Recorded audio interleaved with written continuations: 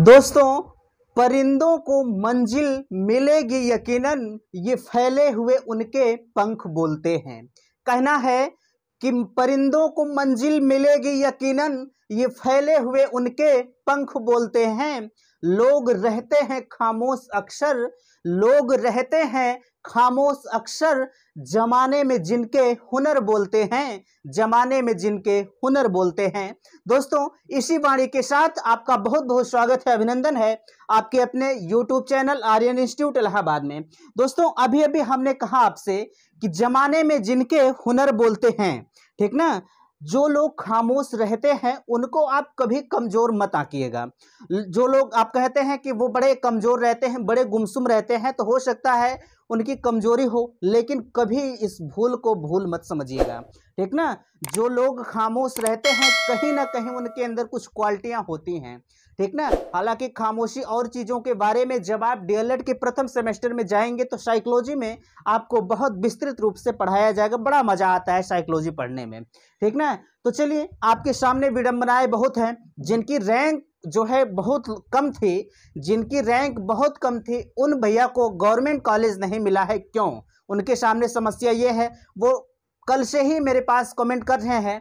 एक चीज़ आप जानिएगा, मैं पर डे 5 बजे वीडियो आपके सामने देता हूं, लेकिन आज मेरी आपके सामने कुछ ऐसी मजबूरी है कि मुझे मजबूरन अभी आपको वीडियो देना पड़ रहा है, क्योंकि लगातार आपका कमेंट आ रहा था कि भैया हमने डाइट कॉलेज को लॉक किया था बट हमें डाइट कॉलेज नहीं मिला है, तो हम क्या करें? हमारे पास समस्या यही है, तो हम क्या करें? हम प्राइवेट कॉलेज से नहीं करना चाहते हैं, ठीक ना। तो चलिए, आज हम उसी को आपसे थोड़ा सा चर्चा करने वाले हैं। अगर आपको डाइट नहीं मिला है तो क्यों नहीं मिला है? अगर आपकी रैंक कम थी, देखिए हमने पहले लिखा है कॉलेज अलॉटमेंट पर उस असुविधा, आपको असुविधा हो रही है, बिल्कुल मैं जानता हूं, लेकिन यहाँ आप देख रहे हैं जिनकी रैंक, आपको यह पता होगा कि गवर्नमेंट कॉलेज की जो है सीटों की संख्या 10,600 है। कितनी है? 10,600 सीटें हैं टोटल गवर्नमेंट कॉलेज की। लेकिन जिनकी रैंक भैया 7,000 थी, 7,600 के एबव में थी, उनको भी गवर्नमेंट कॉलेज नहीं मिला। क्यों?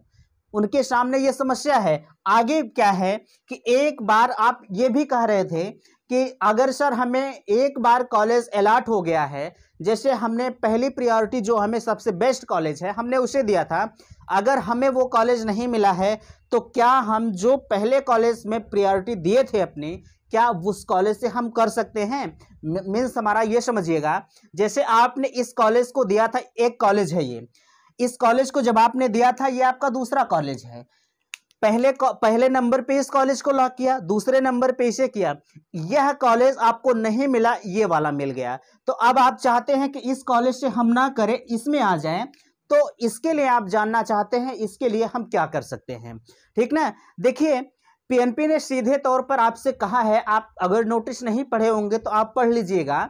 पीएनपी ने स्पष्ट तौर पर आपसे कहा है कि अगर एक बार आपको कॉलेज अलॉट हो गया, एक बार अगर आपको कॉलेज अलॉट हो गया तो दोबारा आपको कॉलेज नहीं मिलेगा, ना ही आप अगले राउंड की काउंसलिंग में पार्टिसिपेट कर पाएंगे।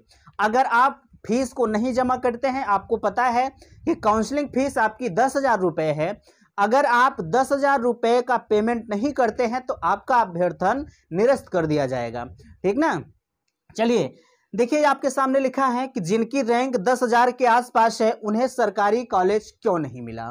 तो भैया, आपने किसी भाई ने कमेंट किया था, थोड़ा सा वो अपने कमेंट पर ध्यान देंगे। उन्होंने कहा था कि सर मेरी रैंक 7,700 के लगभग है, 7,700 के लगभग है, लेकिन मुझे गवर्नमेंट कॉलेज नहीं मिला, बट हमने 10 डाइट को लॉक किया था और 11 नंबर पर हमारा प्राइवेट कॉलेज था, ठीक ना। तो इसके लिए आप एक चीज ध्यान देंगे, आपको क्यों नहीं मिला है।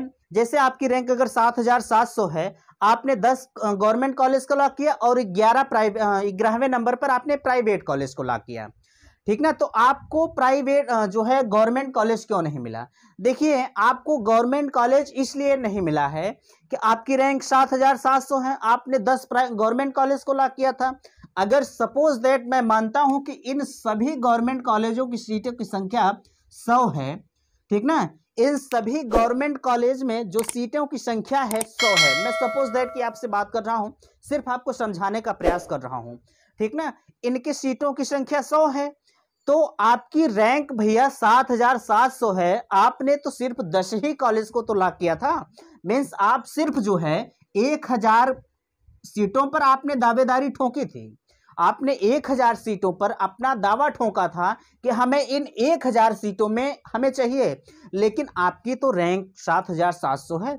मैंने अपने वीडियो में आपको समझाने का प्रयास किया था एक चीज, कि हमने आपसे कहा था कि देखिए जितने गवर्नमेंट कॉलेज हैं, जो सीट आप जैसे चॉइस फिलिंग जब आप कर रहे थे, तो आप जो है हमने आपसे कहा था कि जो चॉइस फिलिंग आपकी होती है उसकी कोई लिमिट नहीं होती है।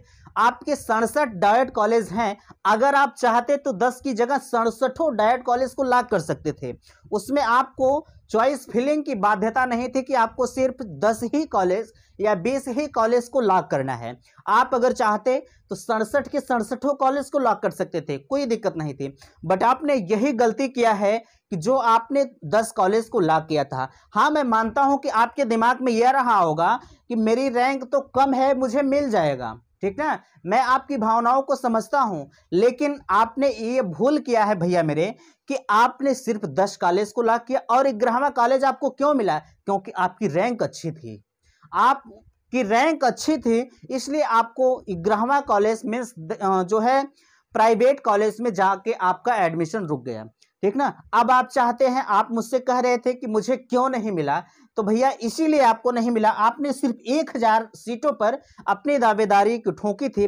देखिए इसमें क्या था कि जैसे आपके पहले जो मेरिट वाले होंगे, जैसे आप कह रहे थे कि मेरी मेरिट जो है 239 बन रही है, 239 बन रही है, तो हम और रैंक आपकी थी 7700 के एबव में थी।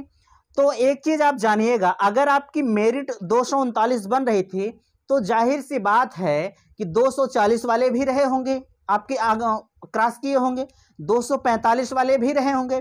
तो आपसे पहले जो आपने 10 कॉलेज को लॉक किया था, वो हो सकता है वो लॉक किए हो सकता है वो लॉक किए हो, तभी तो आपको नहीं मिला। एक चीज आप जानिएगा, अब जितने भी डाइट कॉलेज हैं लगभग उनकी सीटें फुल हो चुकी हैं। हाँ, अगर फुल नहीं होती तो उन 10 में से आपको कॉलेज मिल गया होता, ठीक ना। तो ये मान के चलिएगा कि अब अगर आपको कॉलेज अलॉट हो गया प्राइवेट, तो अब आप किसी अदर कॉलेज में नहीं जा सकते हैं, ठीक ना। अगर आप चाहते हैं कि मैं अपने अगले राउंड में शिफ्ट हो जाऊं तो नहीं। देखिए मैं पिछली साल की बात आपसे बताऊं, जब डीएलएड की काउंसलिंग चल रही थी 2019 बैच के साथ, 2020 वाला तो सत्र शून्य हो गया था, लेकिन जब 19 बैच की काउंसलिंग चल रही थी तो उसमें पीएनपी ने एक सुविधा दी थी आपके लिए। उन्होंने कहा था कि जैसे एक बार अगर आपका कॉलेज, मैं पिछली बार की बात कर रहा हूं, आपकी की नहीं कर रहा हूं, एक चीज ध्यान दीजिएगा।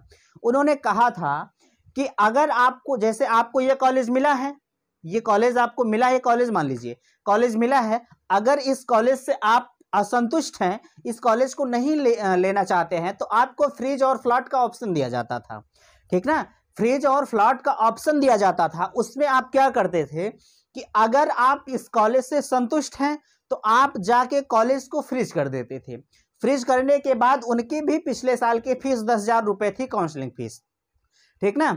आप कॉलेज को फ्रीज कर देते थे, लेकिन अगर आपको वह कॉलेज पसंद नहीं है तो आप फ्लॉट का ऑप्शन चुन करके अपने नेक्स्ट अगले राउंड की काउंसलिंग में आप शिफ्ट होते थे। लेकिन इस बार वो सुविधा आपको पीएनपी ने नहीं दिया। अगर वह सुविधा आपको दिया गया होता तो जाहिर सी बात है, जिन भाई को यह समस्या आ रही है वह फ्लॉट का ऑप्शन चुन करके नेक्स्ट अगले राउंड की काउंसलिंग में आप शिफ्ट हो सकते थे। लेकिन इस बार ये सुविधा नहीं है, तो आपको 100% जो प्राइवेट कॉलेज अलॉट हुआ है आपको डीएलएड करना उसी कॉलेज से है, ठीक ना। रही बात एक चीज देखेंगे, एक बार कॉलेज अलॉट हो जाने के बाद क्या फिर से कॉलेज बदल सकते हैं? देखिए एक चीज आप ध्यान दीजिएगा कि अगर एक बार आपका कॉलेज अलॉट हो गया तो आप कॉलेज नहीं पा सकते हैं, ठीक ना। हाँ, उस कंडीशन में आप कॉलेज को ले सकते हैं। जैसे मान लीजिए एक आगे चलकर जैसे कुछ समय पीएनपी देती है उन प्राइवेट कॉलेजों के लिए कि भैया आप डायरेक्ट एडमिशन कर लीजिए, क्योंकि सीटों की संख्या ज़्यादा खाली चली जाती है, ठीक ना। तो वो कहते हैं कि जो है आप प्राइवेट कॉलेज से जो है, जैसे हाँ, क्या कॉलेज चेंज कर सकते हैं। तो देखिए बात ये होती है कि जैसे मान लीजिए अगर आपको कॉलेज मिल गया तो जाहिर सी बात है पीएनपी सीधे तौर पर कहा है कि मैं आपको दूसरा कॉलेज नहीं दूंगा, ना ही आप किसी राउंड की काउंसलिंग में शिफ्ट हो सकते हैं। तो अगर आप इस कंडीशन में चाहते हैं कि मैं इस कॉलेज से ना करूं, तो जब आप प्राइवेट कॉलेज में जाएंगे कहेंगे उनसे कि मैं जो है आपके जैसे आपके कॉलेज को पहले प्रायोरिटी दिया था और जो है उसके बाद आपके कॉलेज को मैंने पहले प्रायोरिटी दिया था, मुझे वो कॉलेज नहीं मिला, तो कॉलेज वाले आपसे कहेंगे कि आप 10,000 का पेमेंट मत कीजिएगा, आप आके मेरे यहाँ एडमिशन ले लीजिएगा। लेकिन इसके लिए आप देखिए, मैं ये नहीं कहूँगा कि आप पेमेंट मत कीजिएगा, ऐसा नहीं है कि मैं आपको कह रहा हूँ, आप मुझे मत कहिएगा कि मैंने आपको कहा था। हाँ, ये आपकी स्वतः के ऊपर निर्भर करता है कि आप पेमेंट करते हैं। हालांकि यह काम तो रिस्की है, एक बार मौका हाथ से निकल जाने पर दोबारा हाथ में नहीं आता है। इसलिए मैं आपसे यही कहूँगा कि आपको जो भी कॉलेज मिला है आप उसी कॉलेज से संतुष्ट रहिएगा, उसी कॉलेज में जाके आप अपना एडमिशन ले लीजिएगा। कभी कभी होता है कि बाय द वे पीएनपी अभी उनको मौका नहीं देती है कि मैं आपको दोबारा मौका नहीं दूंगा एडमिशन के लिए, तो आप क्या करेंगे? आप जाहिर सी बात है कि आप पूरे डीएलएड सत्र से बाहर हो जाएंगे, आपका एडमिशन नहीं होगा, तो आपका शिक्षक बनने का सपना टूट जाएगा। ठीक ना? वीडियो उम्मीद करते हैं कि वीडियो आपको पसंद आई होगी। अगर वीडियो आपको पसंद आई है तो कमेंट बॉक्स में जाएंगे और कमेंट करेंगे और वीडियो को लाइक जरूर करेंगे। अगर आपको कहीं भी दिक्कत आ रही है तो आप अपना कमेंट करिएगा। ठीक ना? थैंक्स, धन्यवाद।